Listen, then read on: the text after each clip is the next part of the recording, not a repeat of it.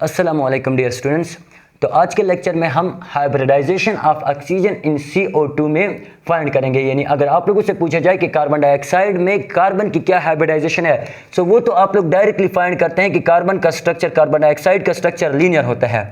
अब hybridisation of carbon को आप लोग डायरेक्टली फाइंड करते हैं, वो आप लोग के पास क्या आती है, sp आती है।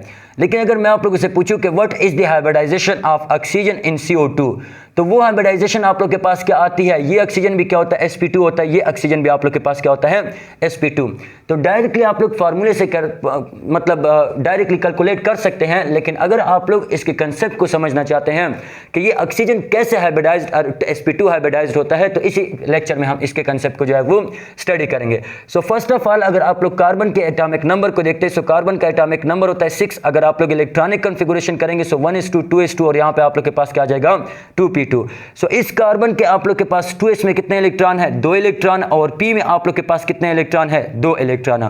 सो अगर आप लोग इसी तरह करेंगे तो इसके मुताबिक यानी VBT के मुताबिक कार्बन आप लोग के पास क्या होना चाहिए, डाइवेलेंट। लेकिन आप सबको पता है कि कार्बन क्या होता है, टेट्रावेलेंट होता है। कैसे कि यहाँ से 2s से जो इलेक्ट्रॉन है ये आप लोग के पास जंप कर देता है कहाँ पे, 2p में। सो जब इलेक्ट्रॉन 2s से जंप करेगा 2p में, तो p में कितने इलेक्ट्रॉन आ जाएंगे, 3 इलेक्ट्रॉन आ जाएंगे, और इसमें कितने इलेक्ट्रॉन आ जाएंगे, 1 इलेक्ट्रॉन जो है वो रह जाएगा।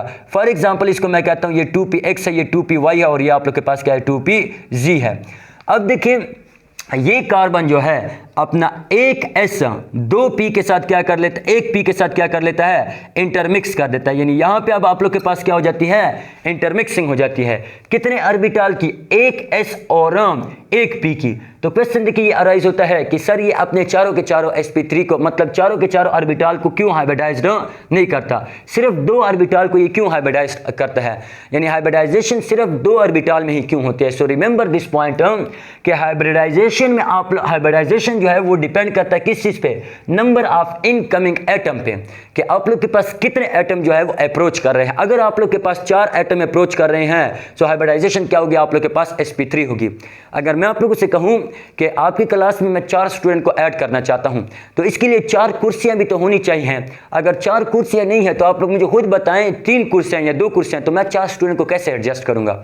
सो इसीलिए आप लोग खुद देख रहे हैं कि इस कार्बन के करीब 2 एटम अप्रोच कर रहे हैं। सो इसके पास कितने हाइब्रिडाइज्ड ऑर्बिटल होने चाहिए, 2 हाइब्रिडाइज्ड ऑर्बिटल होने चाहिए। सो एक S 2 एक p के साथ मिल जाएगा, 2 एटॉमिक ऑर्बिटल मिल रहे हैं। सो आप लोग के पास नंबर ऑफ हाइब्रिडाइज्ड ऑर्बिटल कितने बनेंगे, 2 ही बनेंगे।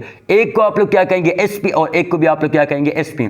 ये आप लोग के पास क्या रहेंगे, 2py और 2pz जो है ये आप लोग के पास अनहाइब्रिडाइज्ड जो है वो रहेंगे।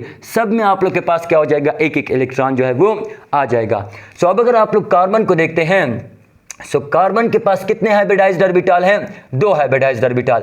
हाइब्रिडाइज्ड ऑर्बिटल को हम ये ऑलरेडी पढ़ चुके हैं कि आप लोग रिप्रेजेंट करते हैं किस चीज से, एक स्मॉल लोब होता है और एक आप लोग के पास क्या होता है, लार्ज लोब होता है। तो ये स्मॉल लोब हो गया और ये क्या हो गया आप लोग के पास, लार्ज लोब।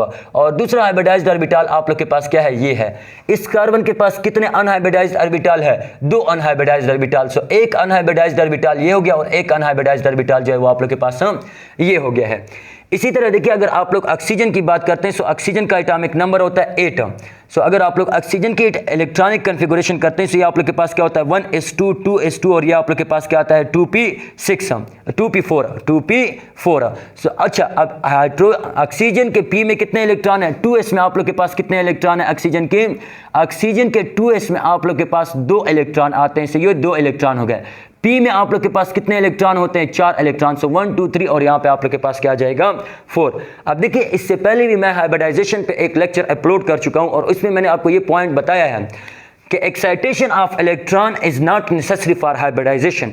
हाइब्रिडाइजेशन में एक्साइटेशन ऑफ इलेक्ट्रॉन जरूरी नहीं है कि आप लोग पहले ये कहेंगे कि पहले एक्साइटेशन होगी उसके बाद क्या होगी, हाइब्रिडाइजेशन होगी। नहीं, एक्साइटेशन ऑफ इलेक्ट्रॉन हाइब्रिडाइजेशन में जरूरी नहीं है। सो इस केस में देखिए आप लोग के पास डायरेक्टली यहाँ पे क्या हो जाएगी, इंटरमिक्सिंग हो जाएगी। यहाँ पे डायरेक्टली ये ऑर्बिटल क्या करेंगे, इंटरमिक्सिंग करेंगे। सो इस केस में देखिए आप लोग के पास एक S। अब ऑक्सीजन देखिए, ऑक्सीजन के पास कितने हाइब्रिडाइज्ड ऑर्बिटल होंगे, 3 हाइब्रिडाइज्ड ऑर्बिटल होंगे। क्यों, क्योंकि अगर आप लोग ऑक्सीजन को देखें तो दोनों ऑक्सीजन के एक दरमियान क्या है, कार्बन। इस ऑक्सीजन के दरमियान एक कार्बन अप्रोच कर रहा है और इस ऑक्सीजन के दरमियान भी एक कार्बन अप्रोच कर रहा है। सो इस ऑक्सीजन के लिए, इस कार्बन के लिए, इस ऑक्सीजन के पास इस कार्बन के लिए कितने हाइब्रिडाइज्ड ऑर्बिटल होने चाहिए, एक।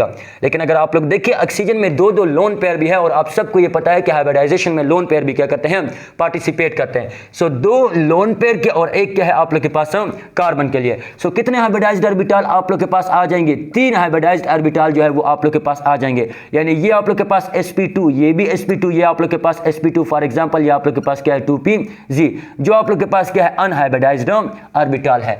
सो ये फॉर एग्जांपल आप लोग के पास क्या ऑक्सीजन है। ऑक्सीजन के पास कितने हाइब्रिडाइज्ड ऑर्बिटल अब हो गए हैं, 3 हाइब्रिडाइज्ड ऑर्बिटल। एक ऑर्बिटल कार्बन के साथ क्या कर लेता है, लीनियरली ओवरलैप कर लेता है। और एक ऑर्बिटल आप लोग के पास ये होता है, एक ऑर्बिटल sp2, ये क्या आप लोग के पास sp2, ये भी क्या आप लोग के पास sp2, ये क्या आप लोग के पास sp2 है। लेकिन अगर आप लोग ऑक्सीजन को देखेंगे तो ऑक्सीजन के साथ क्या एक अनहाइब्रिडाइज्ड ऑर्बिटल जो है वो भी रहता है। इसी तरह अगर आप लोग दूसरे ऑक्सीजन की बात करते हैं तो इस ऑक्सीजन के पास भी आप लोग के पास कितने हाइब्रिडाइज्ड ऑर्बिटल होंगे, 3। ये आप लोग के पास इस ऑक्सीजन का क्या sp2 हाइब्रिडाइज्ड ऑर्बिटल। इस ऑक्सीजन के पास एक और ऑर्बिटल होगा sp2 और इस ऑक्सीजन के पास एक और ऑर्बिटल भी है, क्या वो भी आप लोग के पास क्या है, sp2। लेकिन इस ऑक्सीजन को अगर आप लोग देखेंगे तो एक ऑर्बिटल आप लोग के पास क्या है, अनहाइब्रिडाइज्ड भी है। अब कार्बन का ये कौन सा है, कार्बन का ये sp था और इस कार्बन का भी ये क्या था आप लोग के पास, ये वाला ऑर्बिटल भी क्या था, sp। तो बीच में है कार्बन, इसके एक साइड पे ऑक्सीजन है और दूसरी साइड पे भी क्या है, ऑक्सीजन।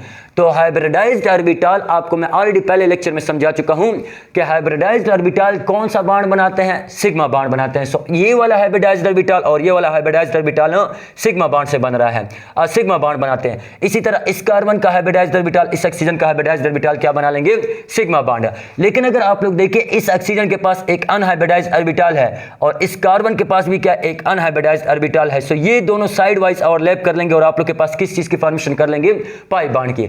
इसी तरह इस ऑक्सीजन के पास, इस कार्बन के पास एक क्या है, अनहाइब्रिडाइज्ड ऑर्बिटल है, ऑक्सीजन के पास भी क्या एक अनहाइब्रिडाइज्ड ऑर्बिटल है। सो ये ऑक्सीजन और ये कार्बन क्या कर लेंगे, साइड वाइज ओवरलैप कर लेंगे और आप लोग के पास क्या बना लेंगे, पाई बॉन्ड जो है वो बना लेंगे। सो इस तरह से अगर आप लोग देखें तो कार्बन आप लोग के पास क्या हो जाएगा, sp हाइब्रिडाइज्ड। क्यों, क्योंकि x+l हाइब्रिडाइजेशन के लिए 3 फार्मूले मैं आपको लिखवा चुका हूं। एक होता है x+l, एक होता है आप लोग के पास 1/2 a+m और तीसरा फार्मूला इसके बाद मैं लिखवा दूंगा, वहां पे समझा दूंगा। तो x+l से अगर आप लोग के पास क्या आया, 4 आया तो हाइब्रिडाइजेशन आप लोग के पास क्या होगी, sp3। अगर 3 आई तो हाइब्रिडाइजेशन आप लोग के पास क्या होगी, sp2। और अगर 2 आई तो हाइब्रिडाइजेशन आप लोग के पास क्या होगी, sp। तो x+l means, x means bond pair, या इससे भी आप लोग कर सकते हैं। a क्या रिप्रेजेंट करता है, वैलेंस इलेक्ट्रॉन, और m क्या रिप्रेजेंट करता है, number of monovalent atom. So carbon में कितने वैलेंस इलेक्ट्रॉन है, 4। मोनोवेलेंट एटम कितने हैं, 0। सो 4 डिवाइड बाय 2 से आप लोग के पास क्या आ जाएगा, 2। सो कार्बन आप लोग के पास क्या है, sp2 हाइब्रिडाइज्ड है। इसी तरह अगर आप लोग ऑक्सीजन को देखते हैं सो ऑक्सीजन में 1/2 वैलेंस इलेक्ट्रॉन कितने हैं, 6। मोनोवेलेंट एटम कितने हैं, 0। सो 6 डिवाइड बाय 2 से आप लोग के पास क्या आ जाएगा, 3। सो ऑक्सीजन आप लोग के पास क्या है, sp3 हाइब्रिडाइज्ड है। सो इस तरह से आप लोग फाइंड करेंगे किस चीज को, हाइब्रिडाइजेशन ऑफ ऑक्सीजन को in carbon dioxide. So remember this point कि ऑक्सीजन जो कार्बन डाइऑक्साइड में होता है ये sp2 हाइब्रिडाइज्ड होता है और ये भी क्या होता है आप लोग के पास, sp2 हाइब्रिडाइज्ड। लेकिन कार्बन आप लोग के पास क्या होता है, sp हाइब्रिडाइज्ड होता है। अब हम दूसरे क्वेश्चन की बात करते हैं कि हाइब्रिडाइजेशन ऑफ हाइड्रोजोइक एसिड या हाइड्रोजन एजाइड, इसको आप लोग कैसे क्या करेंगे, सॉल्व करेंगे।